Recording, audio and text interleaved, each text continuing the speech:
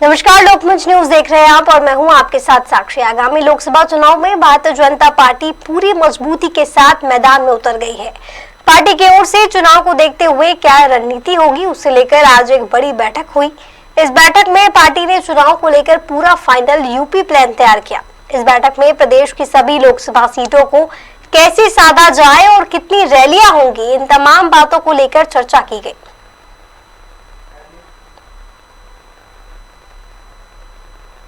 आगामी लोकसभा चुनाव में भारतीय जनता पार्टी पूरी मजबूती के साथ मैदान में उतर चुकी है। आपको बता दें, पार्टी की ओर से चुनाव को देखते हुए क्या रणनीति होगी, उसे लेकर आज एक बड़ी बैठक हुई।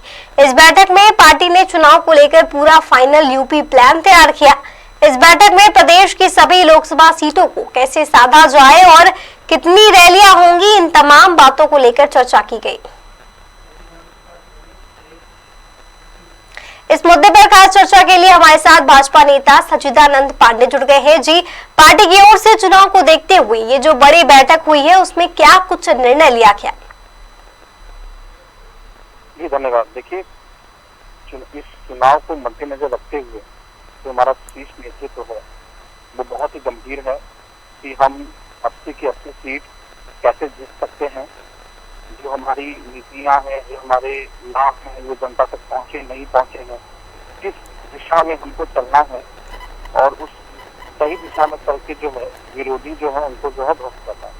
तो इन्हीं सारी नीतियों के ऊपर आज सारा डिस्कशन हुआ है और आपको आने वाले दिनों में वो सारी नीतियां आपको सामने आपको दिखाई देंगी।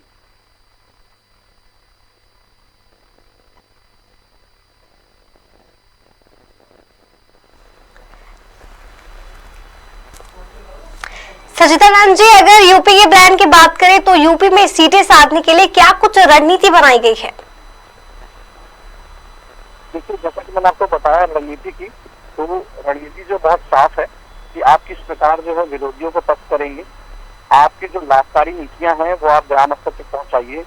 ठीक है, तो ये सबसे बड़ी आपका ये सबसे बड़ा हथियार है आपका। और दूसरी चीज क्या है कि जो हमारे विपक्षी दल हैं, जो वो समाज में जो वो भ्रांतियां फैला रहे हैं उनको रोकना और सही चीजें जो है बूथ स्तर तक पहुंचना, जनता तक पहुंचना, वही जो है पार्टी का मेन ध्येय है। और कहीं ना कहीं विकास की धारा पे अगर आप चलेंगे तो ये सारी नीतियां जो भाजपा ने लाई हैं जनता के लिए, वो नीचे स्तर तक पहुंचना बहुत जरूरी है। तो इन सारी चीजों को मद्देनजर रखते हुए पार्टी ने ये बैठक की है। पार्टी के वरिष्ठ अधिकारी जो हैं उन्होंने ये बैठक की है और आगे आपको वो नीतियां जो है नीचे ग्राउंड पे आपको सारी दिखने वाली है। तो थोड़ा सा प्रतीक्षा कीजिए, वो नीतियां आपको ग्राउंड पे दिखेंगी। जी, यूपी में बीजेपी ने सभी 80 लोकसभा सीटें जीतने का लक्ष्य रखा है, जिसके लिए बीजेपी ने अपनी पूरी ताकत भी झोंक दी है। तो क्या लगता है कि इस बार यूपी की सभी सीटों पर भाजपा की जीत होगी? देखिए, इसमें कोई दो राय नहीं है। यूपी की जो भी 80 सीट है उस पे भाजपा भारी मतों से विजयी होगी, इसमें कोई दो राय नहीं है। अब बीजेपी की नजर उन सीटों पर भी है जहां पार्टी कमजोर स्थिति में है। तो सचिदानंद जी, आपके हिसाब से ऐसे कौन से क्षेत्र है जहां पार्टी को ज्यादा मेहनत करने की जरूरत है? देखिए, मैं आपको बताऊं, जहां पे हमने किसी कारणवश सीट नहीं जीती है वहां पे पार्टी का जो है शीर्ष नेतृत्व जी वहां पे बहुत ध्यान से जो योजना बनी है, जिस योजना के तहत पार्टी का दिशा निर्देश आएगा, उसी योजना के तहत जो भी वहाँ का प्रत्याशी होगा जिसको पार्टी सेवा करने का मौका देगी, वो वहाँ उसी क्रम में काम करेंगे और जो हारी हुई सीट है उसको हम पुनः जीतेंगे। यही पार्टी का मूल लक्ष्य है। तो इस जी, अंबेडकर नगर की बात करें तो अंबेडकर नगर सीट भी कमजोर मानी जाती है भाजपा के लिए, तो उसे साधने के लिए क्या कुछ रणनीति है? देखिए, अंबेडकर नगर की सीट कभी भी कमजोर नहीं थी। अंबेडकर नगर में जो है कुछ गलत नीतियों द्वारा पीछे जो वहाँ पे जो हमारे वो दल होते हैं, जो हमारे दूसरे दल हैं, जैसे कि सपा हो गई, बसपा हो गई, तो ये लोग जो है वहाँ पे कुछ जनता को अलग तरीके से लुभाते हैं, मैनिपुलेशन करते हैं, जिसको हम बोले तो वो मैनिपुलेट करते हैं लोगों को। तो वो काम भाजपा नहीं करती। भाजपा बहुत ही पारदर्शी जो तरीके से काम करती है, सबका साथ, सबका विकास, सबका विश्वास और सबके प्रयास से जो पार्टी आगे बढ़ती है। तो हम इस बार उसी नीति से आगे बढ़ रहे हैं। बूथ तक हमारी पहुंच है, बूथ तक आप समझिए जो भी एक आखिरी व्यक्ति है वो इस समय भाजपा को चाहता है और यही कारण है कि भाजपा इस बार उत्तर प्रदेश में 80 की 80 सीट पूरी जीतेगी। जी चलिए, अब अंतिम सवाल ले लेते हैं कि भाजपा प्रत्याशियों की घोषणा कब कर रही है, अब और कितना इंतजार?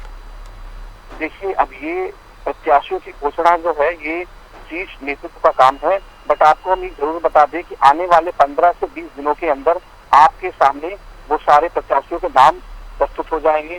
थोड़ा सा प्रतीक्षा रखें, थोड़ा सा धैर्य रखें, और आप जैसे कि आप मीडिया वाले हैं, आप लोग चौथे स्तंभ हैं इस समाज के, तो कहीं ना कहीं जो अच्छे काम है भाजपा के उसको जनता के सामने ले आए, यही हमारी आग्रह आपसे। जी बहुत बहुत शुक्रिया सच्चिदानंद जी आपका हमारे साथ जुड़ने के लिए और ये तमाम जानकारी साझा करने के लिए। धन्यवाद। तो ये थे भाजपा नेता सच्चिदानंद जी, जिन्होंने जानकारी साझा की कि आज बीजेपी द्वारा जो बड़ी बैठक हुई है उसमें क्या कुछ निर्णय लिए गए। आपको बताते चले, आगामी लोकसभा चुनाव में भाजपा ने पूरी मजबूती के साथ मैदान में उतरना है और पार्टी की ओर से चुनाव को देखते हुए रणनीति होगी, उससे लेकर एक बड़ी बैठक भी की गई। कार्यक्रम पर फिलहाल इतना ही। देश भर और दुनिया भर की तमाम बड़ी खबरों के लिए आप देखते रहिए लोकमंच न्यूज। नमस्कार।